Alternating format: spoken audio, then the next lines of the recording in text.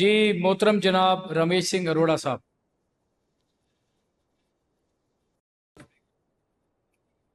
ਸਤਿ ਸ਼੍ਰੀ ਅਕਾਲ ਜੀ, ਸਤਿ ਸ਼੍ਰੀ ਅਕਾਲ। ਔਰ ਇਹ ਸਤਿ ਸ਼੍ਰੀ ਅਕਾਲ ਰਾਣਾ ਸਾਹਿਬ ਤੁਹਾਡੇ ਤਰਫੋਂ ਸਾਰੀ ਉਹ ਸਿੱਖ ਕੌਮ ਨੂੰ ਜਿਹੜੀ ਸਾਡੇ ਨਾਲ ਚਟਾਨ ਦੀ तरह खड़ी रही। जनाब स्पीकर, आज मुझे अब थोड़ा सा टाइम देंगे क्योंकि अंदर बहुत कुछ जी बोलने को जी है, तो आप बिल्कुल मुझे टाइम बिल्कुल देना है। सरदार साहब बिल्कुल। सबसे पहले तो आई विल बी बाईलिंगुअल क्योंकि मेरे ਜਿਹੜੇ ਭਰਾ ਬਾਹਰ ਬੈਠੇ ਨੇ ਜਿਹੜੇ ਸਾਡੇ ਵਾਲਾ ਸਿਸਟਮ ਦੇਖ ਰਹੇ ਨੇ, मैं ਉਹਨਾਂ ਨਾਲ ਪੰਜਾਬੀ 'ਚ ਗੱਲ ਕਰਾਂਗਾ, ਨਾਲ मैं अपनी कौमी ज़ुबान भी बोलांगा जी। सबसे पहले तो मैं इस पाकिस्तान की कौम को मुबारकबाद पेश कर, खुदा ने हमें सुरखरू किया और इस सुरखरू करने में हमारी जो अमन की ख्वाहिश थी वो पूरी हुई। इस पे कोई शक नहीं कि पाकिस्तान की ये धरती, जिसको मैं अपने अकीदे के मुताबिक इसको पवित्र धरती मानता हूँ, मेरा हर सिख दुनिया के किसी कोने में बैठा है उसके लिए धरती बड़ी पवित्र है क्योंकि मेरे सिख मज़हब की बुनियाद यहाँ पे है।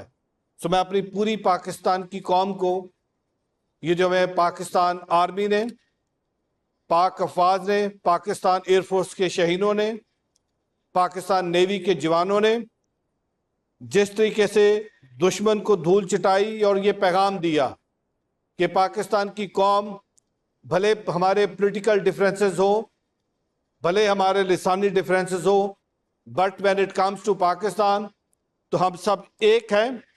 और हम जो नारा बार बार लगाते इस परचम के साए तले हम एक हैं, हम एक हैं, तो उसकी एक जिंदा मिसाल अभी ये जो भारत ने पाकिस्तान पे एक एग्रेशन की, उसकी मिसाल अभी मिली।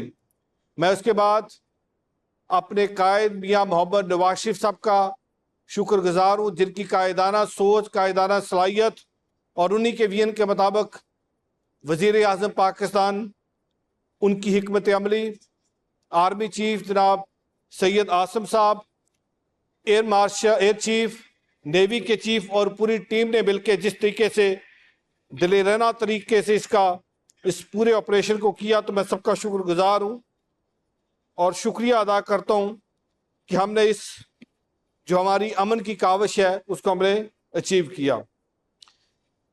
जनाब स्पीकर, मैं थोड़ा सा इससे पहले के पहलगाम वाक़या पे जाऊँ, मैं उससे पहले दो तीन बातें करना चाहूँगा। भारत ने पाकिस्तान को सिंस क्रिएशन एक्सेप्ट नहीं किया।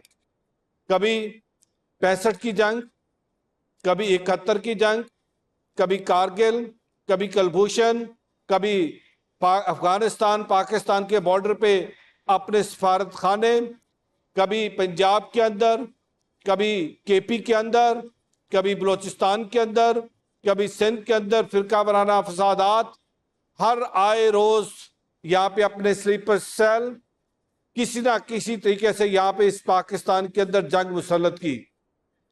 जब ये पहलगाम का वाक़या हुआ, जनाब स्पीकर आपको याद होगा, इसी हाउस के अंदर हमने बैसाखी पे जो पहली दफ़ा वज़ीर आज़म पाकिस्तान ने 7,000 सिख यात्रियों को वीज़ा दिया कि वो पाकिस्तान आए, और हर उस प्रोटोकॉल का जो इंडिया और पाकिस्तान के दरमियान हुआ उस पर साइड पे रखा कि हम 3,000 नहीं 7,000 सिख यात्रियों को यहाँ पे रिसीव करेंगे। और वो सिख यात्री यहाँ से मोहब्बत का पैगाम लेके गए। 20 तारीख को उन्होंने बॉर्डर क्रॉस किया और पाकिस्तान जिंदाबाद के नारे लगाए। जनाब स्पीकर, उन्होंने कहा पाकिस्तान जिंदाबाद। क्यों? क्योंकि पाकिस्तानियों ने उनको मोहब्बत दी, पाकिस्तानियों ने उनको प्यार दिया। और 2 दिन बाद पहलगाम का ये फॉल्स फ्लैग ऑपरेशन होता है। मैं अप्रिशिएट करता हूँ अपने फॉरेन ऑफिस को, मैं अप्रिशिएट करता हूँ अपने डिफेंस मिनिस्टर साहब को, और मैं अप्रिशिएट करता हूँ अपने वजीर आजम पाकिस्तान को, जिन्होंने कहा हम तहकीकात के लिए पाकिस्तान हाजिर है, आए आज़ादाना तहकीकात करते हैं। लेकिन कौन सी तहकीकात? वो तो RSS का, बजरंग दल का, शिवसेना की वो फिलॉसफी है, जिस फिलॉसफी में सिर्फ वहां पे हिंदुत्व की बात की जाती है, जिस फिलॉसफी के तहत वहां पे अकलियतों को मारा जाता है, जिस फिलॉसफी के तहत वहां पे बुजरा गुजरात का लक़ब मिलता है मौजूदा वज़ीर आज़म मोदी को। क्यों? क्योंकि वो अपने अलावा किसी और को एक्सेप्ट नहीं करता। पहलगाम हुआ, उन्होंने कहा हमने जंग लड़नी, हमने कहा हम अमन चाहते हैं क्योंकि हम एक रिस्पॉन्सिबल स्टेट है, हम ये चाहेंगे कि इस खित्ते के अंदर अमन हो। मोदी सरकार अकेली भारत को रिप्रेजेंट नहीं करती। भारत के अंदर सेक्युलरिज्म, अभी भी कुछ लोग ऐसे मौजूद हैं जो सेक्युलरिज्म की बात करते हैं। भारत के अंदर अभी भी ऐसे लोग मौजूद हैं जो अमन की बात करते हैं। लेकिन मोदी सरकार ने उन सबकी बात सुनी, अनसुनी की। और इस वक्त जो गोदी मीडिया बैठा है भारत का, जो मीडिया की बजाय ज्यादा इस वक्त बॉलीवुड का रोल प्ले कर रहा है, बॉलीवुड वाली जो एक्टिंग है वो इस वक्त वहां के मीडिया ने की।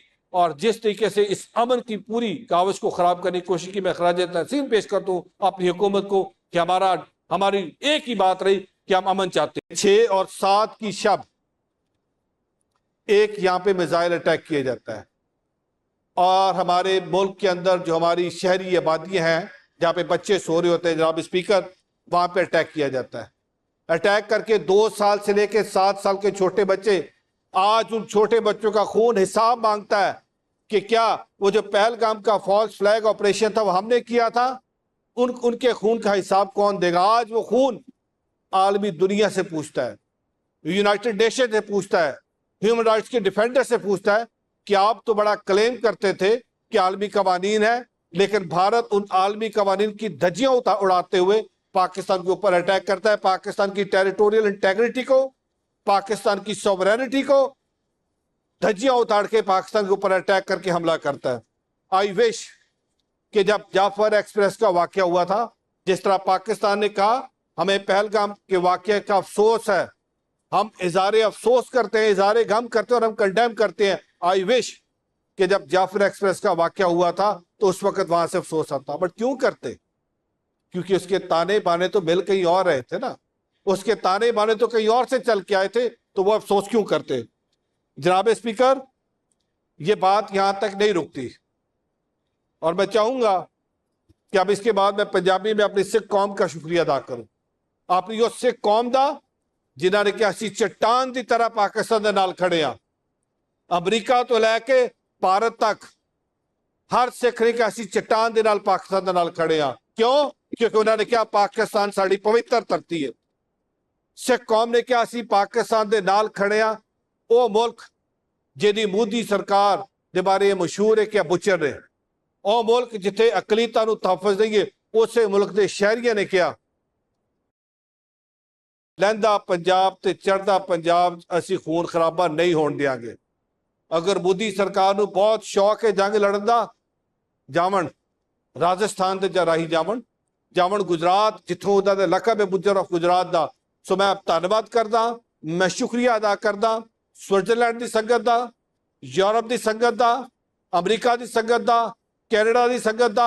और मैं उन्होंने अज पैगाम दे रहा कि आओ पाकिस्तान च वसण वाला हर पाकिस्तानी, पाकिस्तान की सरकार तुहानू बांह खोल के तुहाड़ा इंतजार कर रही है, तुहानू पहले नालों इज्जत और ज्यादा सत्कार देवांगे। क्यों? क्योंकि जो पता लगा मोदी सरकार नू कि पाकिस्तान के बारे सिख तो बड़ा पॉजिटिव है, उन्होंने मैं नफरत किदा पैदा करा। जनाब स्पीकर, ये बात यहां तक नहीं रुकती। आप जुल्म की इंतहा देखिए कि 7 तारीख की दोपहर को यहाँ पे भी राना अरशद साहब बैठे थे, ननकाना साहब पे ड्रोन अटैक भेजा जाता है। ननकाना साहब क्या है? ननकाना साहब मेरी होंद है। ननकाना साहब मेरे लिए ऐसे जैसे आपके लिए मक्कातुल मुकर्रमा और मदीनातुल मुनव्वरा, मेरी उस जगह पे अटैक किया जाता है। उसी दिन रात को बैलिस्टिक मिसाइल छोड़ के अमृतसर पे अटैक किया जाता है। क्यों? ताकि सिख को यह पैगाम दिया जाए कि पाकिस्तान आपकी मुतबारक जगहों पे अटैक कर रहा है। लेकिन मैं अप्रिशिएट करता हूं अपनी सिख कौम को, मेरी सिख कौम डटी रही आखिरी लम्हे तक अपने पाकिस्तान के उस मौकफ के साथ जो अमन की हम बात करते हैं। सो मैं अपनी दुनिया भर की सिख कौम का शुक्रिया अदा करता हूं।